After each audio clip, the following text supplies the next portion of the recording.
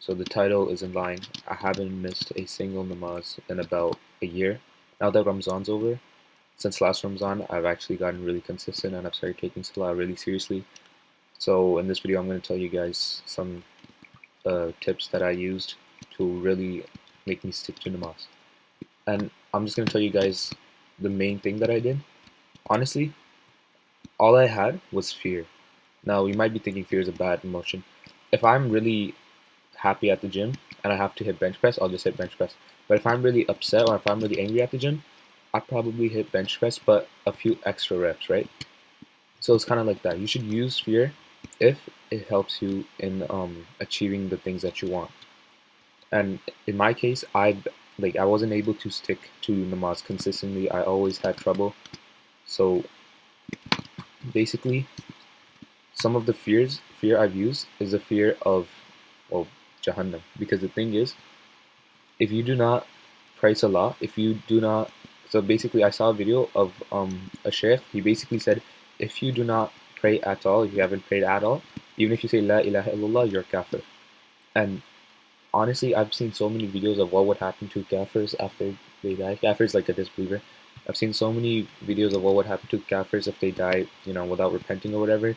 They get crushed with iron hammers from angels in the grave.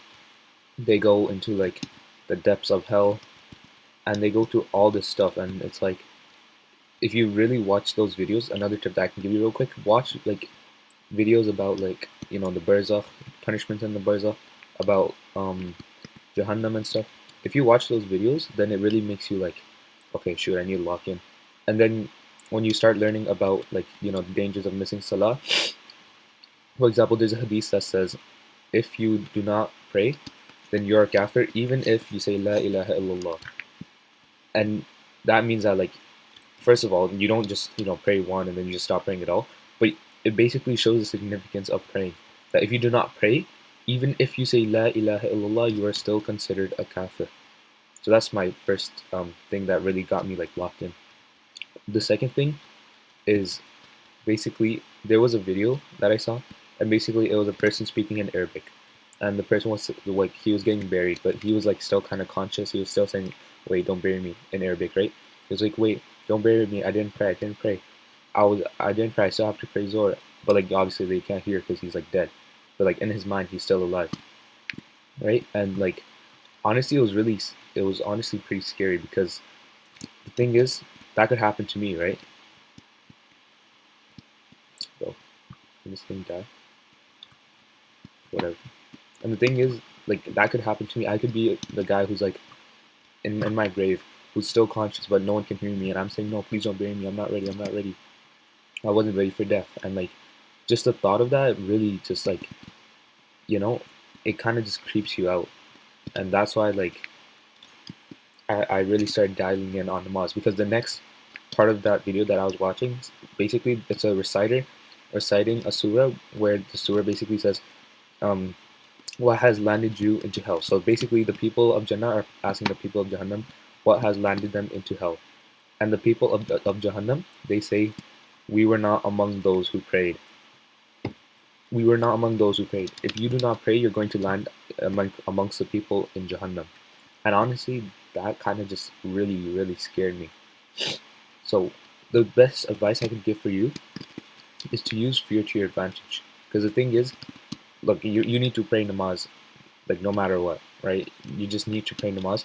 And if you're not able to do it consistently, then you should use some like negative emotions, as long as they help you like, stick to namaz. Because the thing is, if you don't even pray at all, no, it doesn't matter how many good emotions or bad emotions you have, you're basically cooked. Because if you want the mercy of Allah, you need to pray, and to pray and ask for the mercy of Allah. If you do not pray, you're basically going against like the whole purpose of your existence. Because the whole reason that humans were created and that jinn were created, angels were created, they were all created to worship Allah. So imagine like I bought a car, right? And I made a car, or like a bike or something, right? And sometimes the bike worked, sometimes the bike didn't, or sometimes the bike just didn't work at all. That would just make me really mad, wouldn't it, right? So it's kind of like that. If Allah makes, humans, but humans sometimes pray on and off. Sometimes humans just don't pray at all and they do their own thing. Obviously, it's going to make Allah upset. So you need to think about this from Allah's perspective as well, right?